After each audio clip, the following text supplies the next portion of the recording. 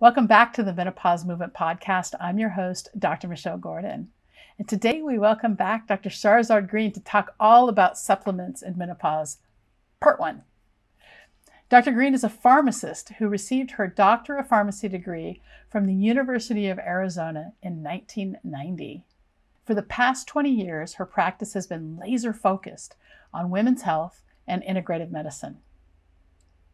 She is passionate about learning new things and teaching others. She is the formulator of FabuVag, the all-natural vaginal moisturizer, and you can get it at fabuvag.com. During the podcast, we start off talking about permission and how we are programmed to wait for permission as women. We then talk about how we have a relationship with ourselves first before any other person. And we talk a little bit about the use of lubricants and that sort of thing and the FabuVag. Then we move into supplementation in menopause and discuss information overwhelm, the sheer volume of options on the drugstore shelves and online, and how marketing attempts to drive our behavior. And that may not be the best thing. We then go over the early perimenopausal symptoms and what they mean, and why expert advice is so important when it comes to your health and supplements. We talk about the role influencers on social media play in our decisions as consumers, how paying for expert advice may actually lead to an increase in your bottom line when it comes to supplements. We talk about the danger of over-the-counter hormone supplementation, and we go into some specific symptoms like insomnia, memory issues, bone health, and saggy skin, and the ways we can supplement to help them. Now, at the end of the episode, make sure you visit drmichellgordon.com/podcasts, where you can find the show notes, plus the links to the books and resources mentioned in the episode. We also have an easy to follow bone broth recipe for you as a download on the resource page, so don't miss that. Now, if you enjoy the episode, make sure you subscribe to the podcast so you are always the first to know when each episode is released. And thank you for all of the 5-star reviews. I do appreciate you. And if you haven't left a review yet, please leave a 5-star review on Apple or wherever you get your podcasts so more women can find it. No one should have to go through this alone. Now, if you have questions about the topics covered in this or any other podcast, I invite you to open a conversation with me on Instagram at Dr. Michelle Gordon, or send an email to info@menopausemovement.com. I promise I'll get back to you as soon as I can. Now, let's get to Dr. Green and part 1 of supplements in menopause. And thanks so much for being a part of the Menopause Movement.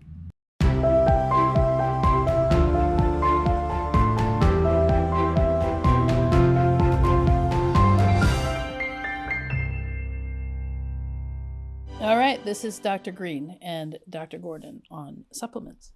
So we were talking about gender norms, and I did a whole podcast all on it today to just kind of deal with, like why do we wait as women? Why do we wait for permission? Why are we afraid of things, like that? And so it's So, and you know what I did, which I thought was so empowering, and it's funny how the universe makes things work out, is that I had the haircut on Friday, and we did a build up to it on Facebook and said, hey, I'm going to do a big reveal. And so I made the decision to do it.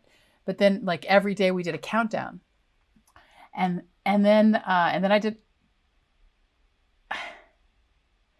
Yeah. So I did it live. And I had like a whole bunch of people on the live, I'm like, oh, I'm going to do this thing, and then she gave me the razor, and I did it myself, the first bit, and it was so freaky. And it was really, really cool. But what happened was, I love this photographer, Caroline White. Caroline White does the most amazing, portraits, right? And so I texted her and I said, hey, do you have some time on Saturday? Because I'd like to get some photos to kind of validate this new look. And so that's what came of it. Oh, wow. That looks good. And that's just from the back of the camera. You just did this like 2 days ago? So on Friday, I cut my hair. On Saturday, I went for a photo shoot. And that photo shoot, it just helped me feel like empowered and fierce and fearless. And it was really, really cool. And so now I'm like, I look and I'm like, my hair's short, but I don't see my brother anymore. And I don't see my dad. Now I see me, So today I don't know if it's brave. I think it's just like pushing up against the societal norms, just like everything else. And so today on my Facebook Live, I said, listen, is it bravery or is it just, pushing up against societal norms? And who's going to give me permission? And why do we wait for permission as women? Why do we wait for permission? The men don't wait for permission. They just do whatever the hell they want. That is so true. That is so true. Yeah. I cannot imagine a man, asking anybody. I mean, they just do it. You're right. Yeah. Yeah. We never, I mean, I don't even dare go short anymore because it's kind of like, I'm used to being a little bit longer, but it's so interesting. I'm good for you. Good for you. I'm so glad that you did it. Well, I think we're going to go ahead and leave this little conversation in as part of the podcast, because for you to say, you were just talking about how it's, it's okay for a man, but not okay for a woman. I mean, and I think that permission plays such a big role. It plays, I just came off of talking to Julia Lally, who's coming up. She's this week's podcast and probably next week's as well, all about pleasure and and how when we have a vibrant, and this plays into you too, because when we have a vibrant, healthy sex life, it just like spills over to our whole lives, right? And it just makes us feel so powerful to have the ability to either surrender or, be close to somebody or even just close with ourselves. There's so much in, sexual expression. And I know, you have FabuVag to help with that. And that's something that's really great. And that's your own proprietary lube, right? Yeah, it's for empowering women. And I try to be very careful when I word it, because not everybody is in a relationship with another person. They may be in a relationship with themselves. Sure. And, if it helps them, hey, that's wonderful. But that doesn't mean that sexual pleasure, I mean, if you're not with somebody that, again, I spend a lot of time talking about like puritanical norms. And, I mean, I grew up in white Christian America where masturbation was like not okay. But, why do we have this urge to have this feeling if it's not something that's, given to us as a means of expressing ourselves fully, right? Right. And so, we're in relationship with ourselves first, and we have to make that work. That's true. And if we can't make that work, then, how are we ever going to be good with somebody else? That is so true. That, and I always say it as a joke. I say, we've been given such high libido as teenagers, and everybody forbids teenagers from being sexually active. Yeah. And then by the time you get past having kids and life, you get to a certain age that, you can have sex, but some people don't really want to anymore. It's like they're just past that price. I say, enjoy it while you can. Right. Yeah. And I'm not promoting like, promiscuity with our children and teenagers, but I'm just saying that, there are some boundaries that we've set, or the society has set, or religion has set, that just do not make sense. That's true. And I think we're gifted with a lot of sexuality as children, but as teenagers. So now I'm 55. So, I look at an 18-year-old as a child, but, I think, when sexual expression, during puberty is when we start to really feel sexual feelings. And, and so at that time, we're our bodies are changing. We're changing our relationship with ourselves. We're starting to walk into our power as adults. And I think that evolutionarily, right? I mean, the younger you have a offspring, the more likely that you're going to be able to have more. And so you look at it from that perspective, and then the fitness of a species, it has to do with how many offspring the species has, not about the male being, strong and powerful and fighting off the bad guys, which is, kind of funny because I mean, I talk a lot about the patriarchy, and I talk a lot about how, we're taught that there's a male God, and we're taught that men, are so many things. And when I was talking to Julia today, I was like, I had this whole thought of myself in a very masculine sense for a really long time, because everything is, we're just so bombarded with male masculinity. But in reality, when you look at the evolution of, evolutionary biology, it's only about the females of the species. The males, all they do is contribute sperm. And so even the patriarchy has taken that and turned it into, the pounding of the chest, and just like to suppress the female energy. Anyway. Yeah. You have a point there. Yeah. So I had one of my members said that they wanted to know all about supplements for menopause. And I thought this would be a really good, now we've got, in the Menopause Movement membership and in the Minno system, there are a couple of videos that are all about supplements, where Dr. Val and I go through them, and I go through them myself. But I thought it'd be really good to get a pharmacist's take on what you think the best menopause supplements are, depending on the symptoms. So, I'm just going to kind of let you take it away, and then I'll kind of contribute where I can. Okay, sounds good. All right. So what you want me to talk about is not necessarily general supplements that are good for women who are menopausal, but specifically certain supplements I want you to talk about their symptoms. Whatever you're comfortable with. So if you want to talk about it by symptom, then that's great. I mean, just take it away and talk about it. You mentioned certain symptoms here and there, but at the end of the day, if you've got supplements that you recommend to all your patients, then that's fine too. But I just thought it would be really good to get a pharmacist's take on what supplements you recommend, because I know what I recommend, and I'm a doctor. I'm not with the drugs as much as you are. Okay. All right. Great. Certainly. All right. So we have you here, and as a pharmacist, I just want to kind of get an idea of what you think are the best supplements for women in menopause, and if there's certain symptoms that you think should be treated, or some generalist, whatever you think. How do you talk to your patients about supplements? Great. I haven't worked with women in particular for the past 20 some years. I have learned a few pearls, both from researching supplements and also from what the patients tell me. So today I would like to share some information with you, and then I'll go into some general things that can be really helpful too for women, especially when in menopause. Okay.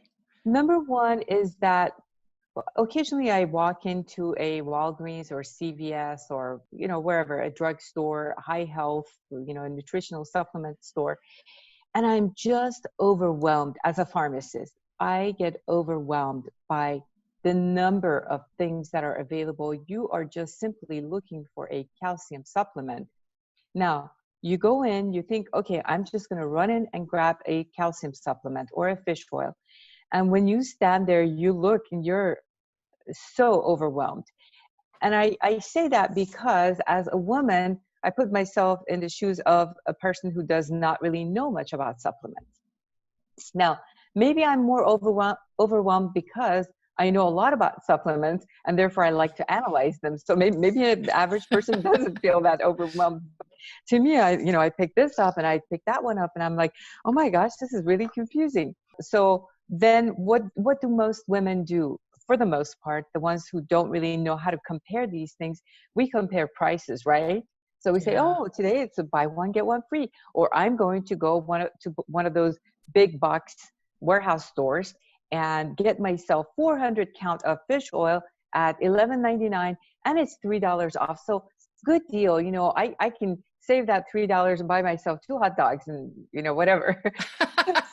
So it becomes really comical. And then occasionally I walk into a health food store, health supplement store, I should say, high health, GNC, you name it, vitamin store. And I go in there and I'm just amazed at the salesmanship of the kids, and I call them kids in a loose term, but essentially they don't have any business telling anyone what to take, except that Yeah. they are good salespeople. So they've been told, okay, if a woman comes in, she looks like, she's middle-aged, then yeah, throw this and that at her. Of course, everybody pretty much has problems with weight. So, give her this supplement, and then for bones, that supplement, and for memory, this other supplement. So then before you know it, the person ends up buying $200, $300 worth of supplements. And what I see as a pharmacist is, at the tail end of it, whenever a patient makes an appointment with me, I always ask them, I say, take a picture of the front and the back of your supplements. I need to see what's exactly in each and every one of them. And then those who come and see me, actually, they bring the bag, and sometimes it's overwhelming. And sometimes they're so embarrassed because they're like, I know, I have no idea why I got this. I think that the guy at the, counter told me to get this. And, my friend was taking that other one. My neighbor was, so it's a compilation of all these different supplements. So I feel your pain. I feel the pain of all of us women, because we're at the mercy of, the sales prices, the salespeople who are pitching these things. And nowadays the internet is another source. So Amazon just kind of pops up all these, ads to us. Oh, if you were looking up, something for menopause, then they're going to show you a ton of other things for menopause too. Absolutely. So it's a lot of mind game, essentially.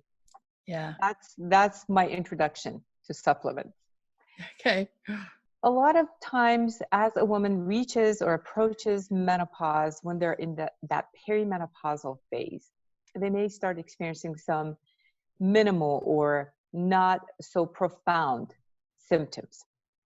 Sometimes people start having difficulty sleeping at night. Some people start having mild hot flashes and night sweats, mood swings, irritability, starting to see some hair loss. So all these different things, and then our skin starts, getting saggy.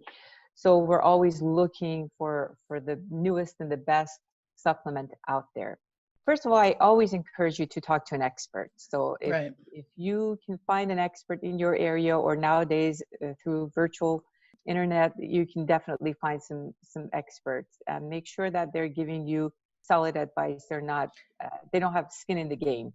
Yeah. So tell me why you think talking to an expert is so good, because like so many people will, go to Dr. Google and then go make a decision based on Google. So let's talk for a second, because, what we've seen in America, I would say over the last 10 years, as I've practiced medicine, I've seen just a cheapening of the value of our education. And, we're all called providers now. We're not called doctor anymore. And we're lumped in with people with much, much, much lesser education, the nurse practitioners and the physician assistants. And so the fact that we have the expertise of having spent, I spent 15 years plus of my life, learning how to do a craft. And now I don't have any more authority. I don't have any more, So I'm sure you've seen some of that. It's like the dumbing down of medicine, and the loss of respect, from corporate medicine and the way that we've been treated, I think, by the media. So, how would you recommend that, why are you saying that expert advice is so important? Because there's a lot of information out there.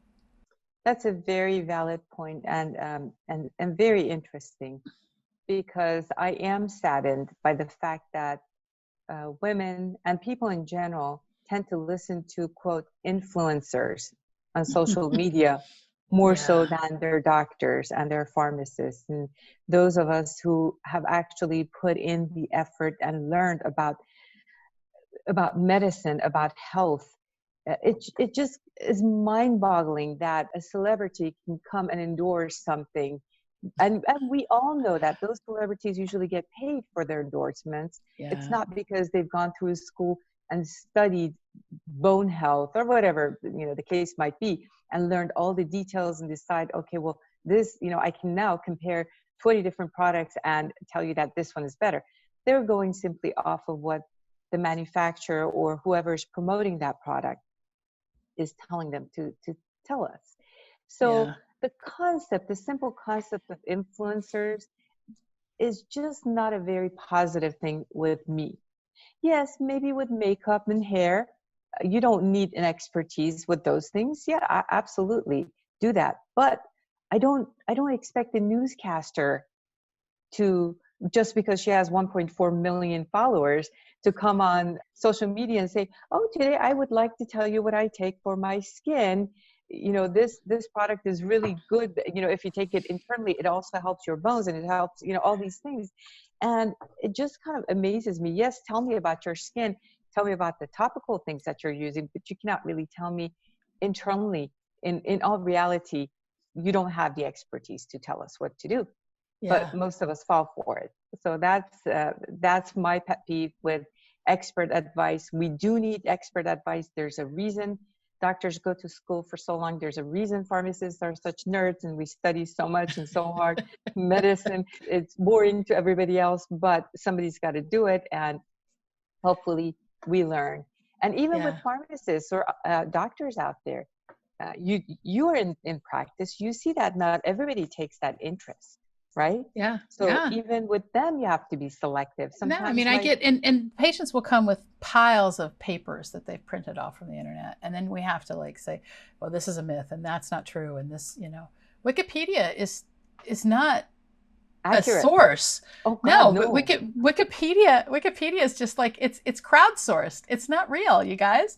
Wikipedia, anybody can go and edit Wikipedia, and it can be truth or not truth. And so it's come up as this source of truth, but there's nothing validated about it. I mean, I'm sure that there's all sorts of there are disclaimers that say, well, there's no source for that, but at the same time, I mean, it's crowdsourced. It's not real.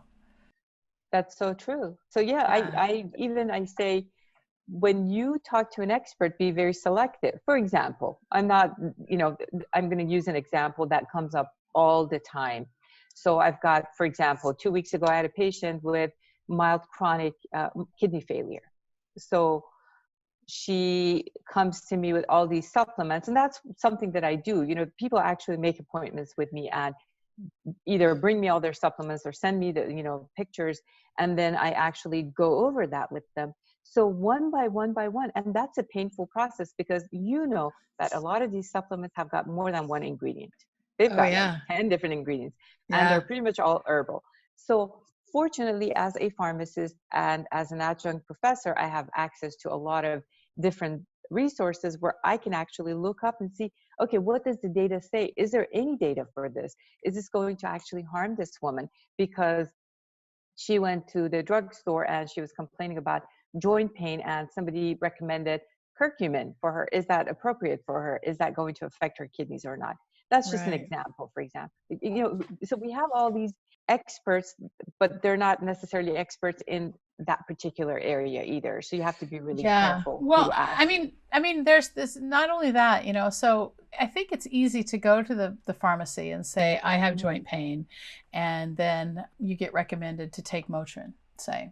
Yeah. And for somebody who's in mild kidney failure, Motrin is a no-no. Right. And so they're not going to know your medical issue. And that's where the expertise of somebody who's gone to school and understands really comes into play. And it makes sense to spend your money on your health. And so much time, so many of us, we don't, and I was just talking about this today because, we have our live event in Manchester on the 25th of April, and I have a lot of women saying it's too expensive. And it's not much. It's like less than the cost of going out to dinner, right? Yeah. Plus we include lunch. So I'm talking about this. I'm like, when was the last time you actually had to think about going to buy your supplements or going to get your hair cut or get your nails done, and why is it that you're looking at this opportunity to really take control of your health, your menopause, your life, and it's not worth it. And so it's the same. I use the same argument here. It's like, why not go see your doctor or your pharmacist, spend some time, make an appointment with Dr. Green, and go over everything you're taking to see if there's some interaction. And that's the thing about supplements, because supplements can have huge, huge drug interactions, drug interactions, drug supplement interactions, drug food interactions. I mean, there are a lot of problems. And that's where the expertise of somebody like you, who's understands the herbal stuff and the prescription stuff and all of that, can really help. Absolutely. One more thing that I wanted to add is A lot of times when patients come to me with the bag full or send me pictures of all these different supplements, we end up saving them money at the end of the day, because you look at the duplicates and you look at, what are you taking this for? And what is that for? There are so many different reasons that they don't even remember. Why did they start taking this or that? And when we consolidate or give them another option, it's just amazing. So that could definitely affect their budget. At the end of the day, they may save like $100 a month, because these supplements are very expensive. If you want good supplements, they're going to be super expensive. Yeah, so good quality supplements are Yep. expensive, and I think at the end we can talk a little bit about brands that we like, that Sure. are consistent in their manufacturing. But $100 a month, you guys, is $1,200 a year. I mean, what could you do with an extra $1,200 a year? And if it costs you, $300, $400, $500 for a couple of visits to someone just to kind of straighten this out and sort it, I mean, if you're going to save, that's an extra $700 in your pocket. If you're spending $500, it's kind of a no-brainer.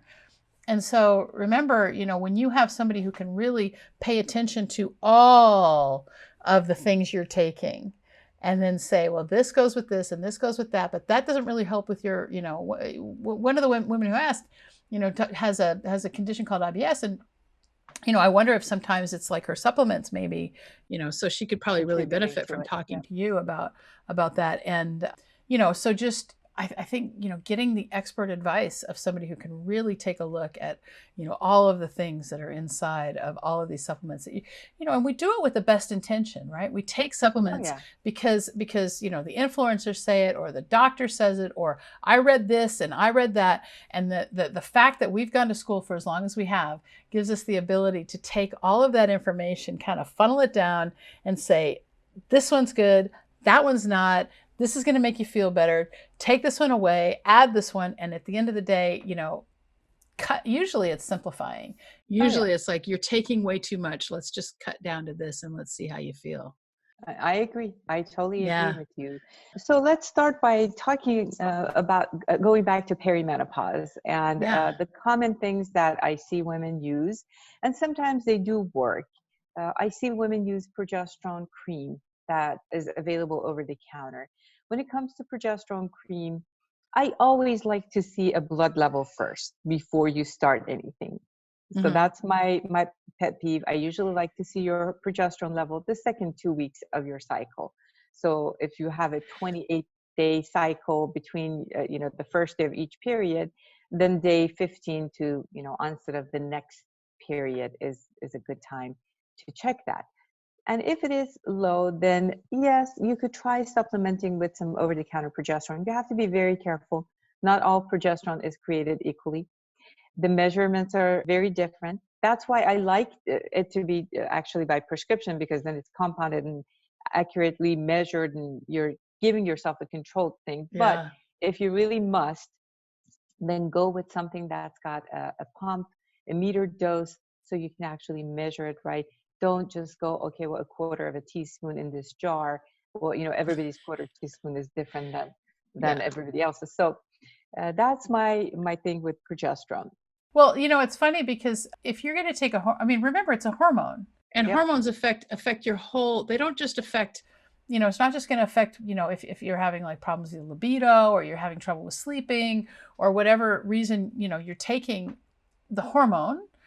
Hormones like affect the whole function of the cell. It's not, they're lacking key mechanisms in there, and there's a huge amount of biology that's involved there, biology and physics. And so when you start messing with your hormones, that can affect your brain, and it can affect your mood, and it can affect, your sleep and your weight and all of these things. And so, I would never take a hormone without expert advice. I would never buy an over-the-counter hormone. The closest thing I come to is like, phytoestrogens and taking like flax, and that's, and I don't think you can really take too much of that. But, I would just be really, really careful when it comes to any over-the-counter hormone. I agree. I totally agree. But you and I know that it's happening out there. So if you must, just be really careful. It's always best to check your level. It's always best to be under the supervision of an expert. But if you end up buying something over the counter, at least buy a good one and not just something that's in a jar. What are some of the symptoms of like too much progesterone? Too much progesterone could actually, for those of you who've been pregnant, you know how the breasts get engorged. Yeah. You feel really tired and groggy, like you can't really move. It may increase the appetite and therefore weight gain oftentimes. Yeah.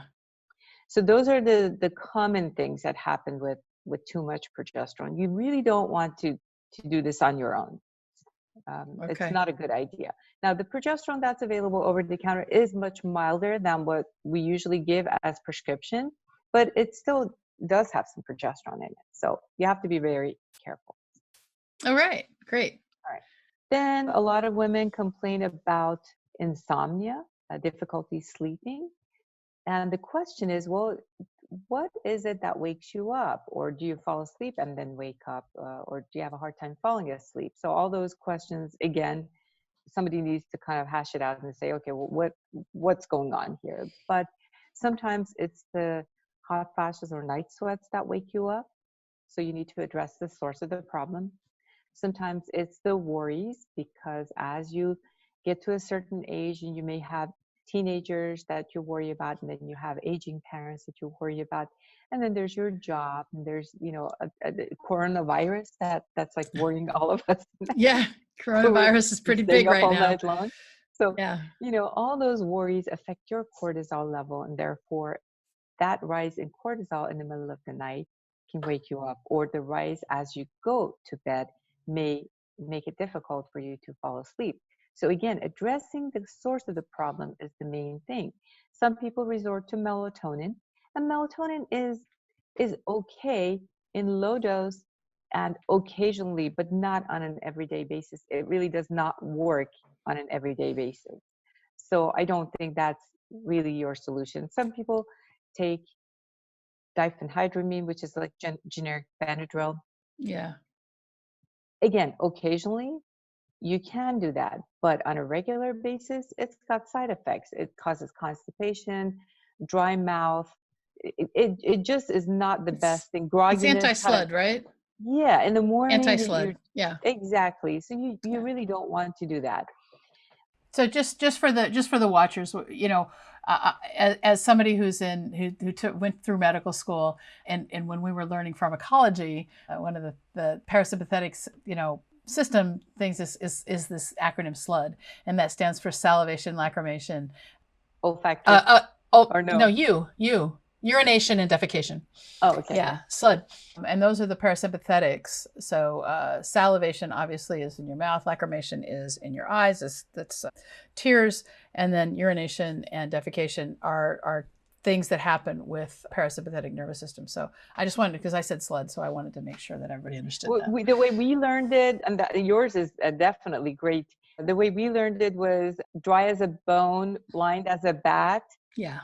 And mad as a hatter, all those things that you. But those doesn't that have to do with calcium deficiency? The it depression, could, yeah, that's because those. Yeah, unless well, no, yeah, because you don't get that with calcium. I'm thinking of something else: stones, bones, and psychic overtones. That's calcium. No, yours is different than mine, but yeah. So basically, it's got the take-home message is that they do have side effects, and you really don't want to do them or take them over a long period of time. Occasionally it's okay, but don't do it on a regular basis. So that's as far as insomnia goes.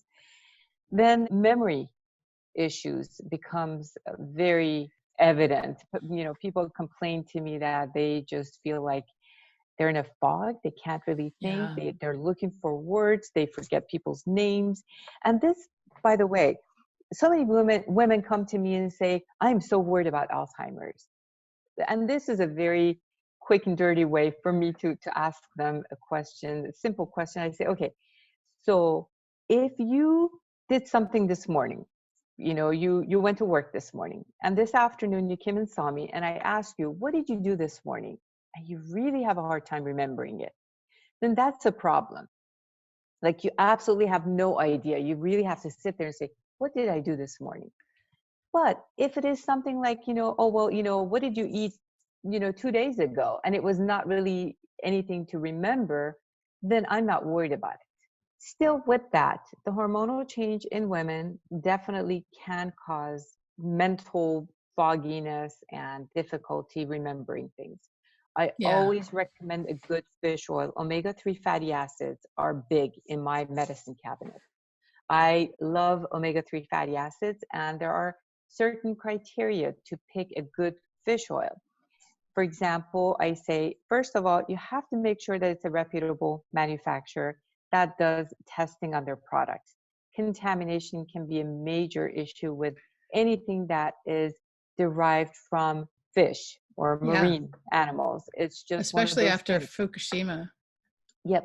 So Yeah. you've got to make sure that you pick a good manufacturer that actually stands behind their products or states there that, our product has been third party tested, no contaminants, whatever.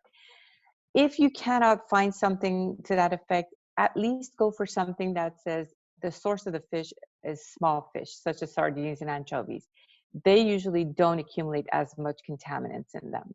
Then, as far as the ingredients with fish oil, there's all these omegas, but here is a simple way to look for a good content in a fish oil. You have to look for EPA and DHA. Those are the two omega-3 fatty acids that are very important. So you want to have enough EPA and enough DHA. I usually say, as a general rule, make sure you get at least 600 milligrams of EPA per day and 400 milligrams of DHA per day. Studies have shown that a good omega-3 fatty acid can potentially lower your triglycerides, can work as an anti-inflammatory, so it actually may help your joints, and it could definitely, the DHA part is great for your brain function.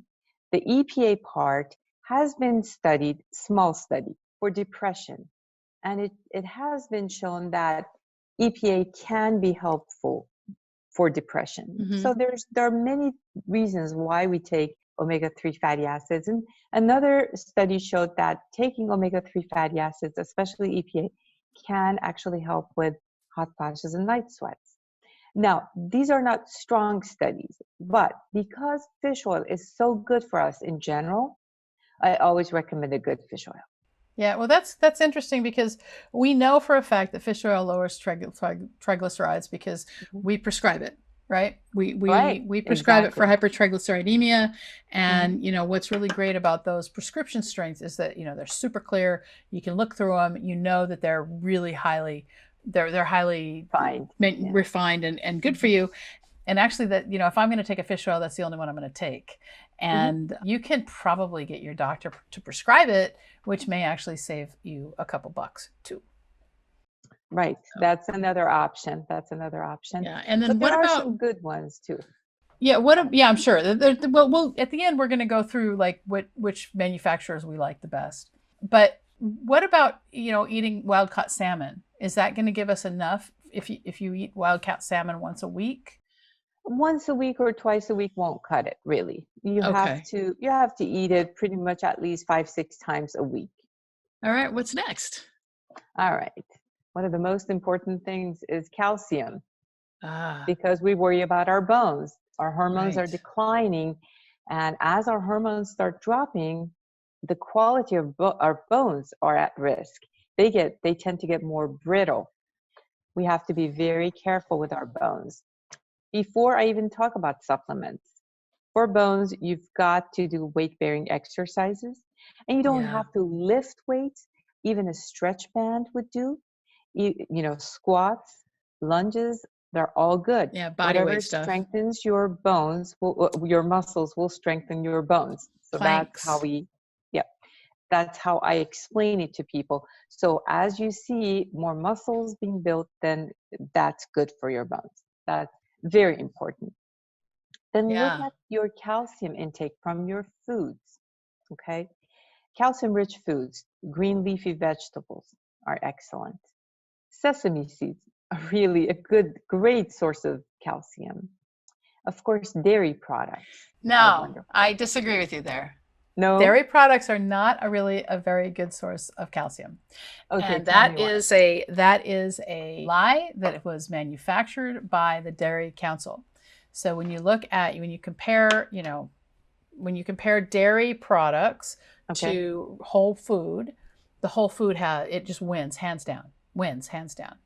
Green leafy Okay. vegetables, sesame seeds.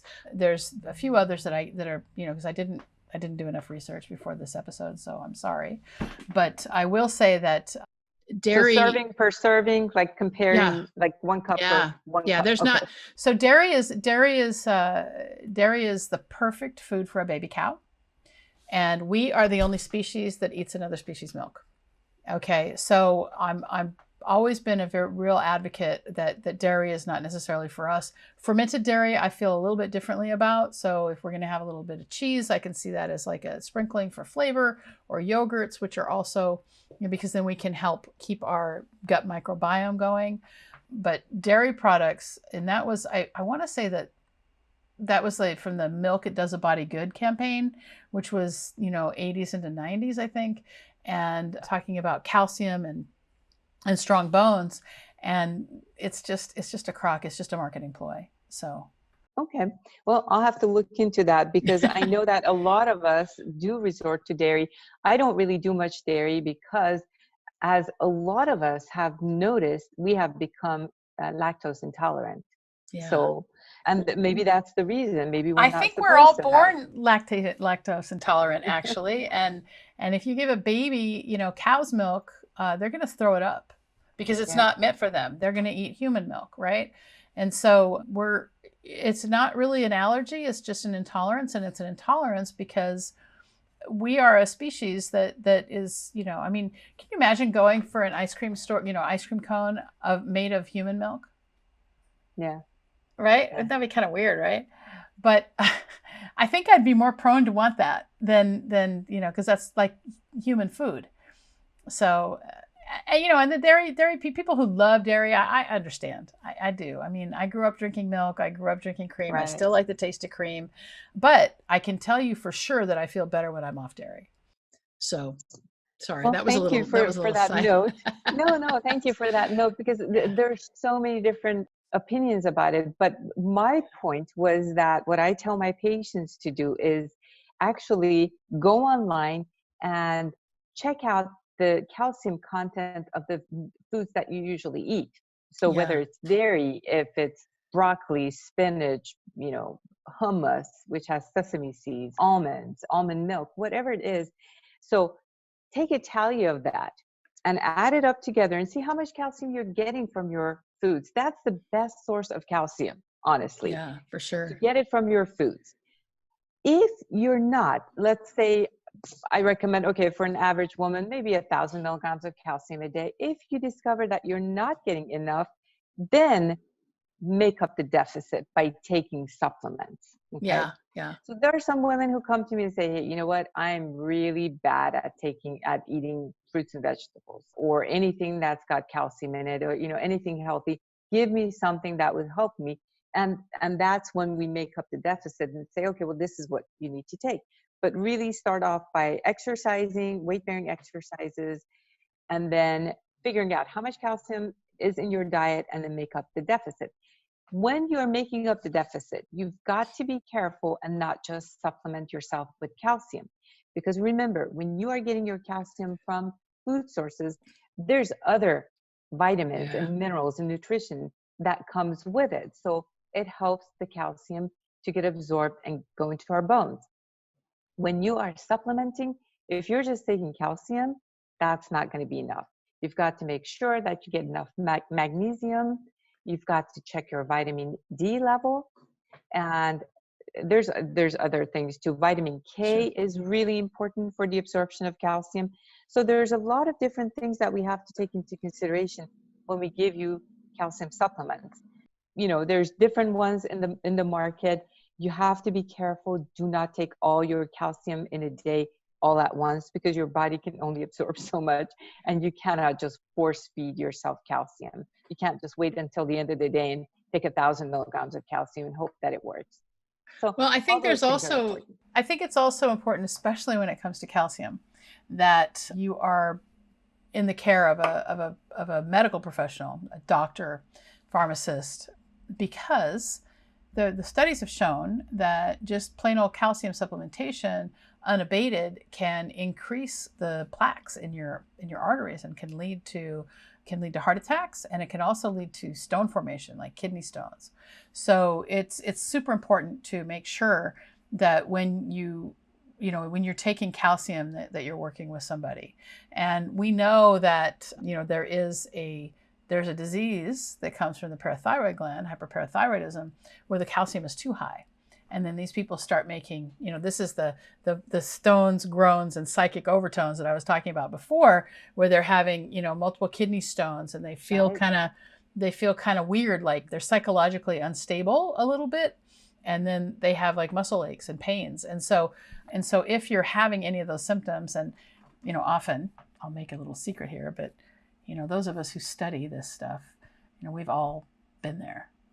And so when we start to study it, we have medical student syndrome, or maybe you have pharmacy student syndrome, where you're studying it and you're like, all of a sudden you've got it. And, Yep. And so all these things that I'm telling you, don't take them to heart, because all we're trying to do is educate you. And we don't want you to think that, you're sick now. But if you're going to take calcium, especially calcium without vitamin D, it won't get absorbed, and you have to make sure. But remember also, almost everyone is deficient in vitamin D. So vitamin D is another supplement that almost everyone needs, but you've got to do a blood test to make sure you're not taking too much. Thank you for saying that, because so many people don't realize it. And they're like, well, I've been taking vitamin D 5,000 units for like 5 years now. And I'm like, have you had your level checked? If it's a really good supplement, your level is probably really, really high now.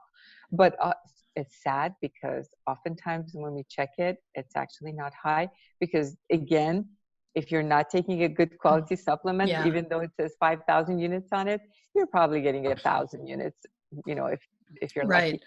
Allow the scientists do their scientific job. There's a reason for it, and it's best to do it scientifically rather than just kind of shoot in the dark. Yeah, for sure. So we talked about the bones. Now, along with that, another thing that has been brought to my attention over years is our skin. Of course, as we get older, our skin becomes saggier. Okay. It's no secret. And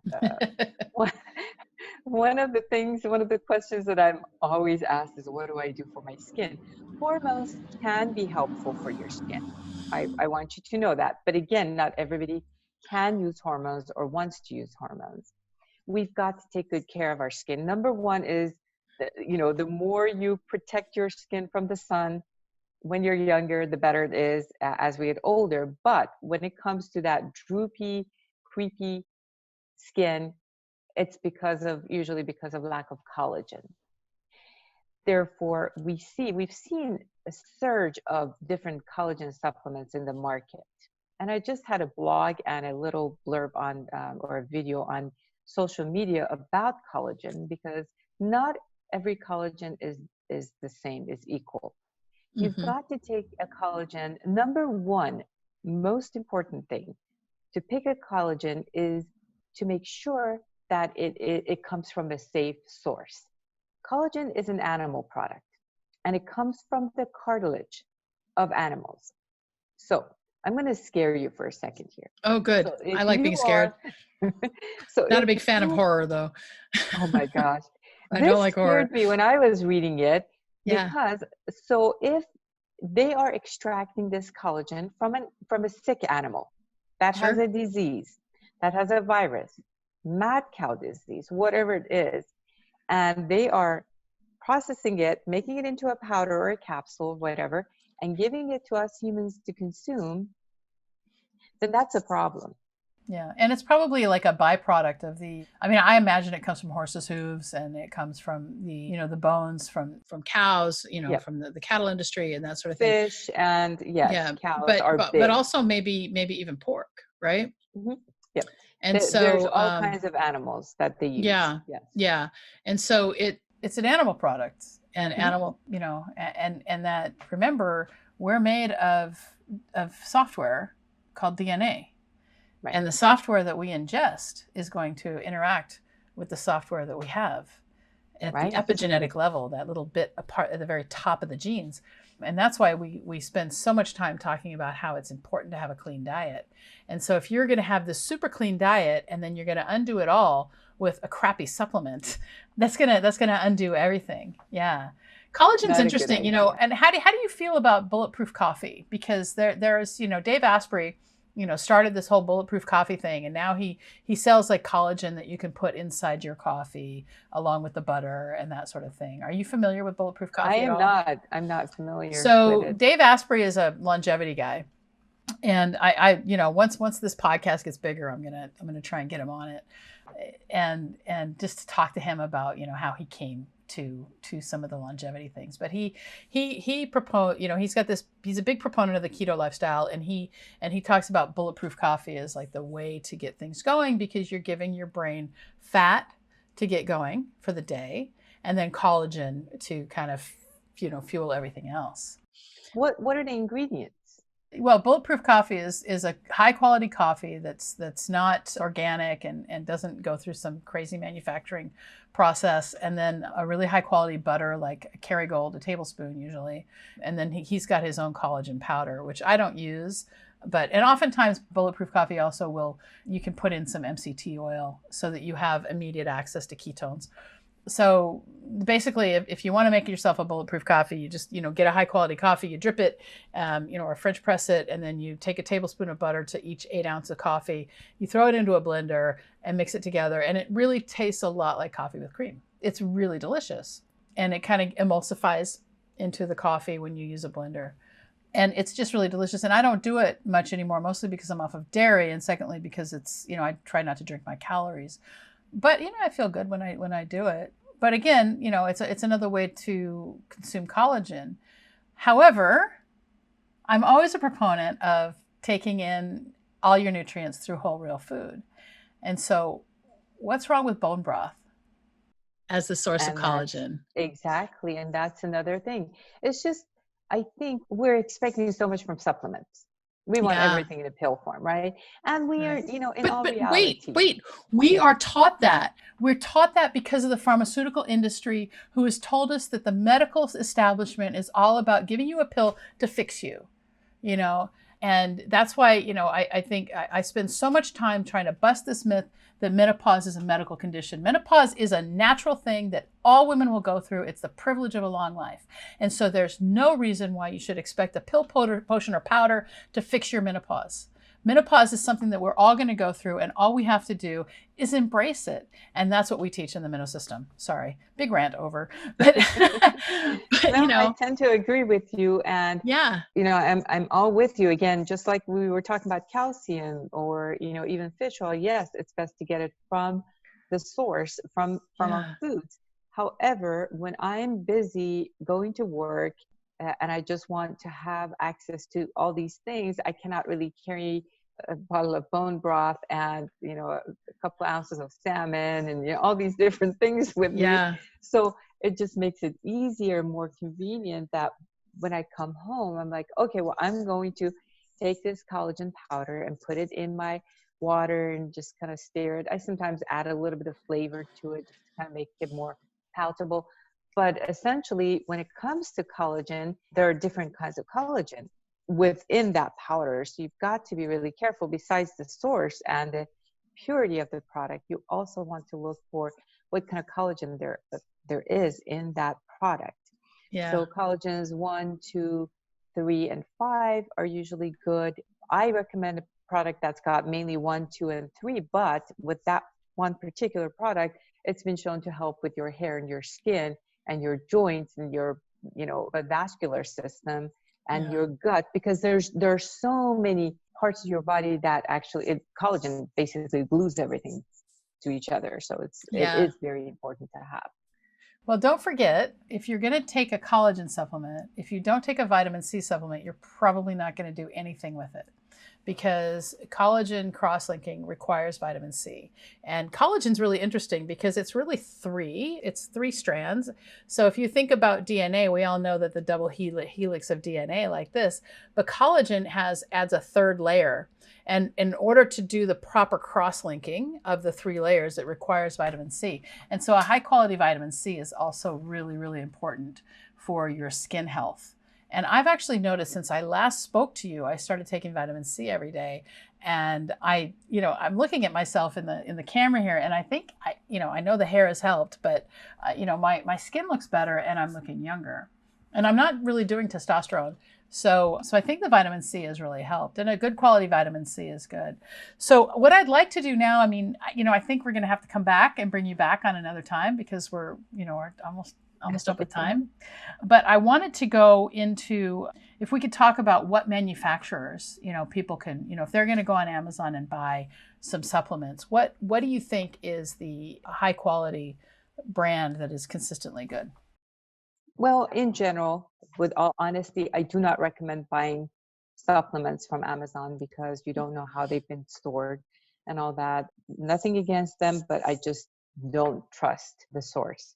When it comes to supplements, there are some supplements that are actually available through your healthcare provider. If you have any questions, you can always contact me, send me a message and I'd be happy to help you.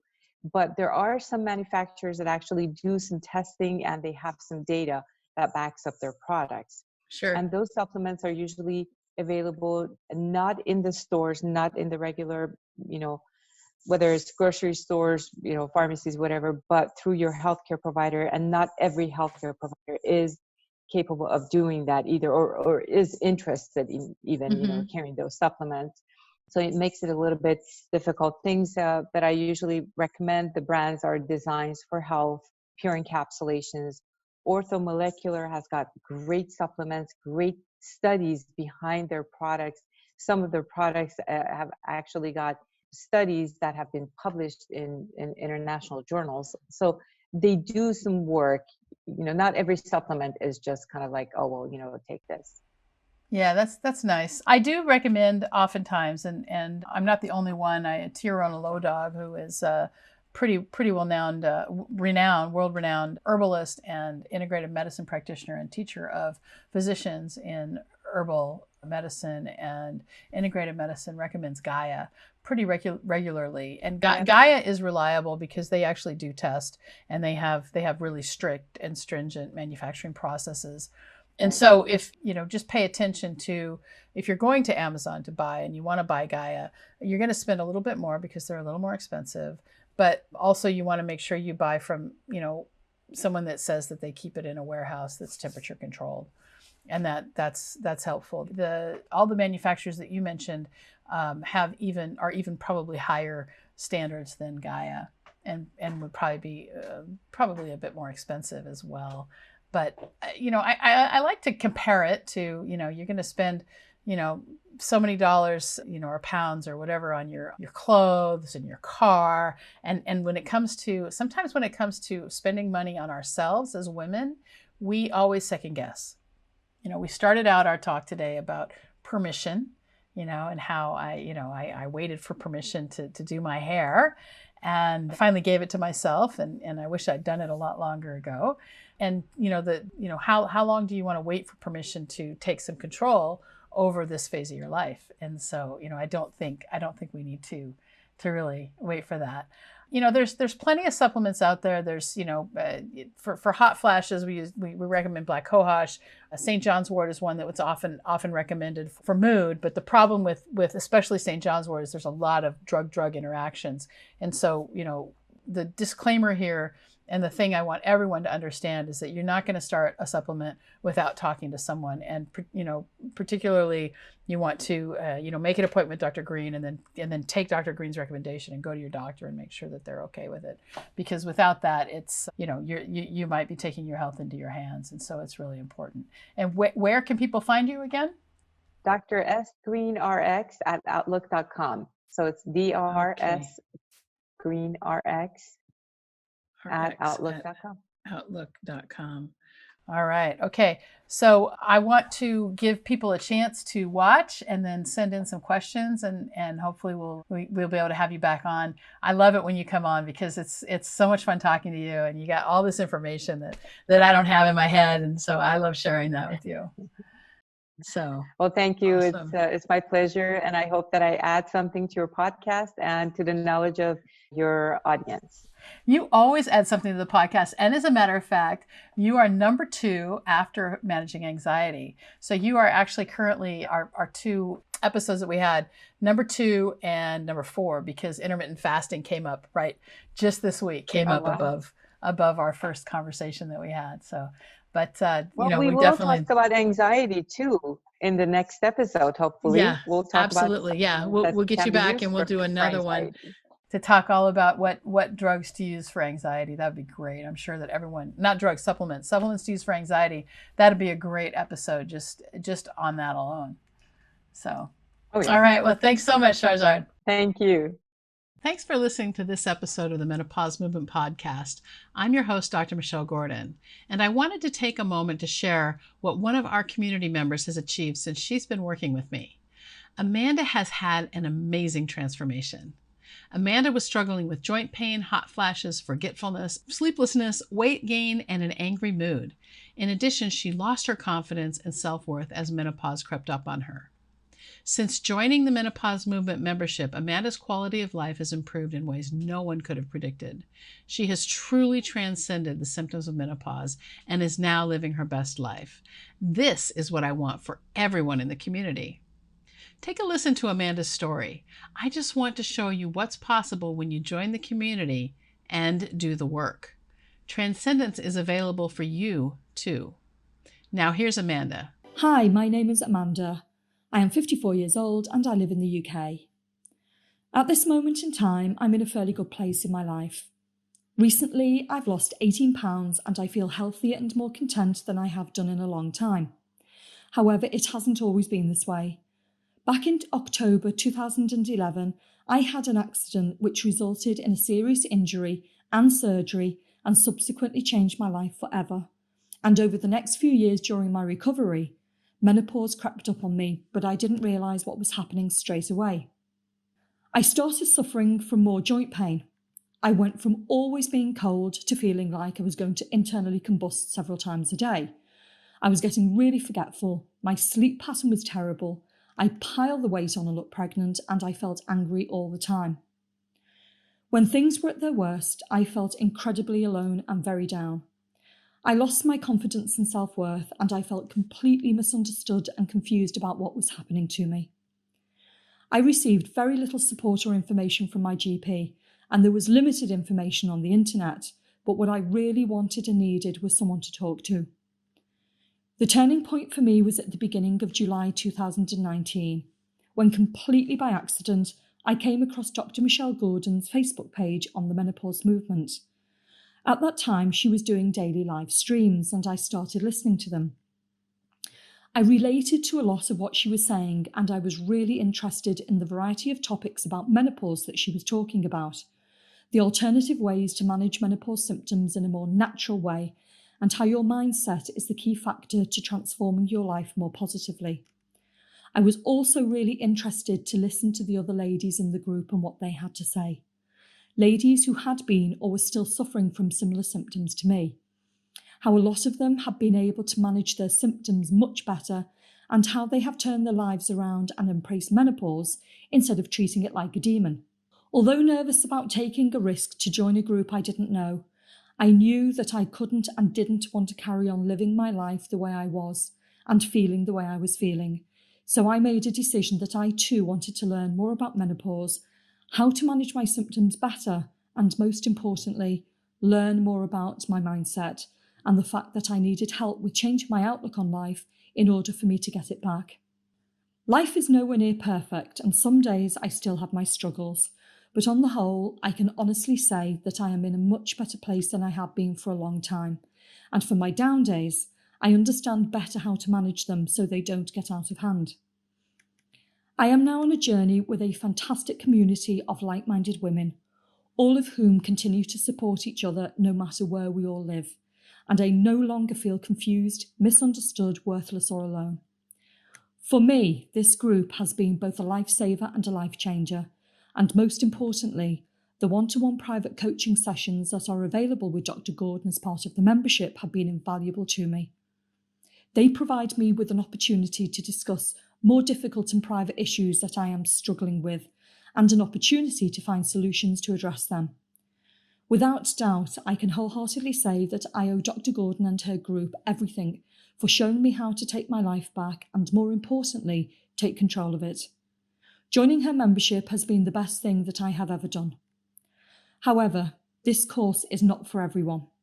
If you're looking for a quick fix that doesn't cost you any time, money, or effort, then this is not the group for you. But if you're in a similar situation to how I was not that long ago, feeling desperate and at the end of your tether, but are willing to invest in your own future happiness and peace of mind, but are unsure as to what to do, ask questions and talk to Dr. Gordon.